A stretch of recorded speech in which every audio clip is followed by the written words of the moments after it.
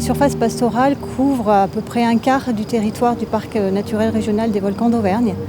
Donc le pastoralisme représente un enjeu important pour les éleveurs, mais également pour la biodiversité et l'attractivité économique et sociale du territoire. Donc c'est au cœur de ce massif, plus précisément à Muralker, qu'Anouk Condé élève ses brebis Rava, une race locale parfaitement adaptée à notre territoire montagnard et à ses herbages spécifiques. Je suis installée en tant que chef d'exploitation depuis 2019 en GAEC avec mon papa à Muralker et on élève des brebis de race Rava en système allaitant en production d'agneaux label rouge Pays d'Oc. Donc on a à peu près 400 mères dans un système plutôt extensif, un système pastoral traditionnel du Massif central. Et on profite du coup des particularités de la race Rava, qui est une race rustique, qui est du coup bien adaptée au territoire. C'est une brebis qui supporte bien la pluie. Et puis c'est aussi une très bonne marcheuse, qui a des pattes plutôt fines et allongées, qui lui permettent de bien se déplacer en montagne. On a ce poil dur là, qu'on appelle du jarre. Le fait qu'il soit dur, il donne aussi un peu un effet ressort à la laine. C'est-à-dire que quand on la comprime, eh bien, elle va assez facilement retrouver sa forme. Et donc ça, c'est quelque chose qu'on essaie de valoriser pour de la laine d'isolation. De pouvoir faire des rouleaux de laine qui se compactent pas trop, qui arrivent à garder une certaine forme.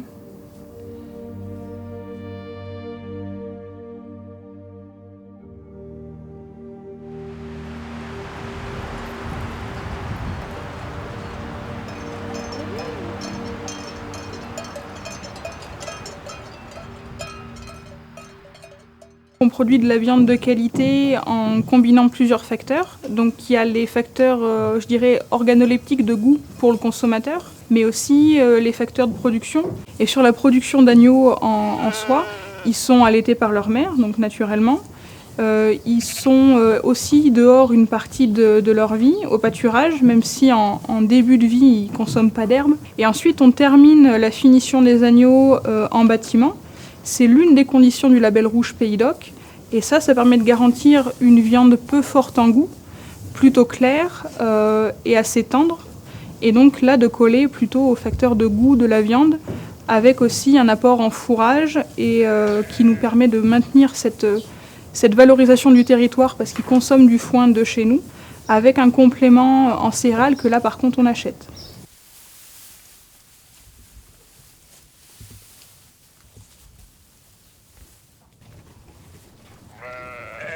Sur la gestion de l'alimentation aussi, on essaie d'être autonome. Et c'est aussi une autonomie dans la gestion au quotidien des petites difficultés qu'on peut avoir. Donc on vérifie régulièrement l'état des brebis. Donc c'est important d'avoir l'œil dessus et de les manipuler de temps en temps pour vérifier que tout va bien. C'est une brebis gestante qui devrait mettre bas d'ici à peu près 3 semaines. Comme elles font qu'une seule mise bas par an, on n'a pas besoin de les complémenter en céréales. Elles ont du temps pour reprendre de l'état. Elles sont aussi moins sollicitées, donc on a moins de frais vétérinaires qu'un système classique. On est à peu près à 4,50 € de coût vétérinaire par brebis, ce qui est plutôt bas. Donc ça, d'un point de vue économique, c'est un atout. On n'a pas forcément un chiffre d'affaires phénoménal, mais comme on n'a pas de charge, eh bien, ça nous permet de bien gagner notre vie. Ça rééquilibre un peu les choses. Voilà, ça rééquilibre. On s'appuie sur du partage entre éleveurs avec un système associatif. Et du coup, par exemple, l'association Éleveurs Autrement pour nous aider à travailler sur l'alimentation, sur les soins, sur des aspects de gestion des prairies, par exemple. Et du coup, on se tire vers le haut en partageant nos expériences et les choses qui ont marché pour nous.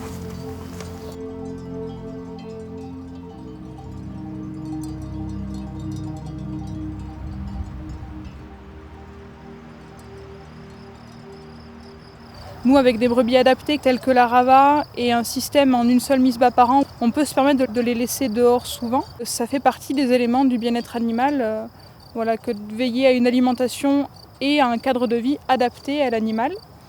Doublé de pratiques douces de notre part, on essaie au maximum de les déplacer à pied, à leur rythme, tout en étant présent pour elles et en veillant à leur santé et à ce qu'elles aient accès à de l'eau, de l'abri et l'alimentation qu'il leur faut.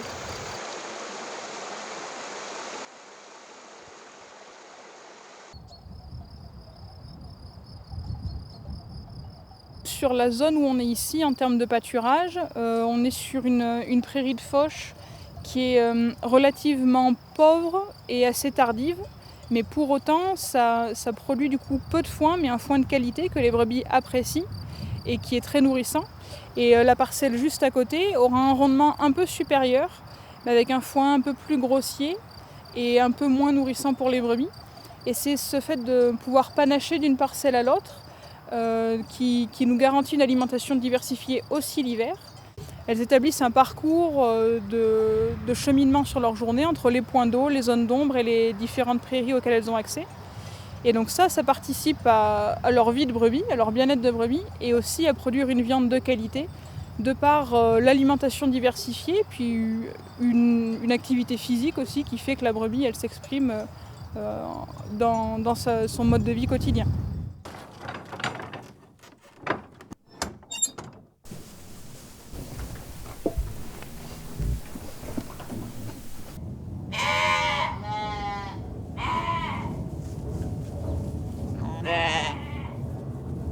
L'une des clés pour qu'on puisse être autonome, c'est de pouvoir un peu varier les types de fourrage. Même si on est en 100% foin, on a des foins différents. Et donc ça, on essaie d'en faire un atout pour notre ferme, où on va choisir le type de foin en fonction des stades des brebis. Celles qui ont plus de besoins, on va être sur des foins plus fins, qui sont aussi un peu plus riches. Et sur des brebis qui ont moins de besoins, qui sont à l'entretien, des foins un peu plus fibreux, un peu plus grossiers. Mais par contre, c'est un foin qui a une vraie action mécanique sur le système digestif de la brebis, donc qui évite les phénomènes d'acidose, parce qu'il y a une vraie production de salive de par le temps de mastication. Quand on éduque nos jeunes brebis à manger ce type de fourrage, on n'a pas de difficulté à leur faire consommer, puisqu'elles ont toujours été habituées à manger du fourrage grossier.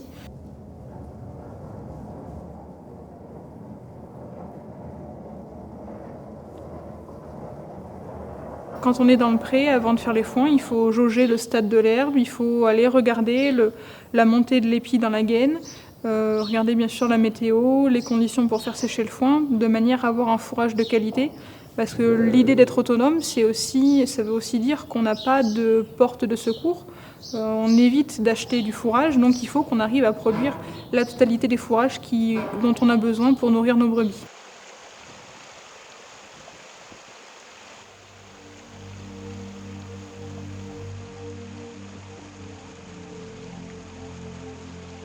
Nous, d'un point de vue lien entre le pastoralisme et l'environnement, c'est une forme de symbiose en fait où on essaie d'avoir un système pastoral qui est intégré à l'environnement qu'on a ici. On a une interaction entre espèces. En fait, on a des buses, des milans qui viennent agir sur la population de campagnols terrestres, par exemple. On a aussi une présence de renards qui peut être problématique en période d'agnelage. Et donc du coup, on s'équipe en chien de protection et on met en place des fils électrifiés pour pouvoir faire face à une potentielle prédation sans pour autant détruire le renard. C'est ce qui va le mieux d'un point de vue aussi économique. En fait, si on cherchait à modifier le milieu, à labourer les terrains pour changer l'herbe, à couper les arbres pour avoir plus de place, mais du coup avoir des dispositifs pour faire de l'ombre aux brebis, ce serait beaucoup plus coûteux que finalement s'adapter au territoire tel qu'il est actuellement.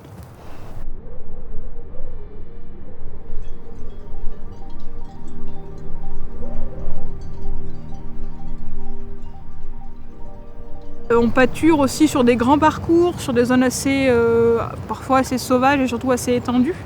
Donc le chien de protection, il accompagne les brebis tout au long de leur cheminement et au moins c'est une sécurité pour nous où on sait que le troupeau est protégé. Il ne suffit pas de mettre un chien au milieu des brebis pour qu'il sache faire son travail. Donc il faut choisir son chien. Et après dans la mise en place, il y a quelques clés à avoir. Avec un groupe d'éleveurs, pour encourager ça, on a décidé de monter une association qui s'appelle Patouche au troupeau pour passer les informations. Et puis, à la manière de ce qu'on fait dans d'autres domaines, aussi apporter un conseil technique d'éleveur à éleveur, avec des journées portes ouvertes, des échanges entre nous pour parler un peu des soucis qu'on a pu avoir sur la mise en place. Et du coup, là, avec le Parc des Volcans d'Auvergne, on organise des journées de sensibilisation des acteurs du tourisme. Le fait de donner quelques clés, tout de suite, ça apaise un peu la chose et puis on se rend compte que c'est pas des monstres et qui peuvent à la fois être efficaces en protection et tolérants vis-à-vis des promeneurs.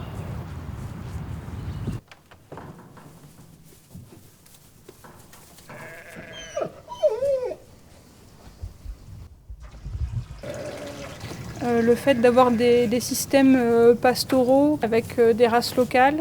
Ça peut paraître un peu vieillot, mais on peut être innovant malgré tout dans ces domaines, tout en gardant cet aspect naturel qui permet des élevages durables et qui sont aussi éthiques à la fois pour le respect des éleveurs, des producteurs et répondre aux attentes des consommateurs.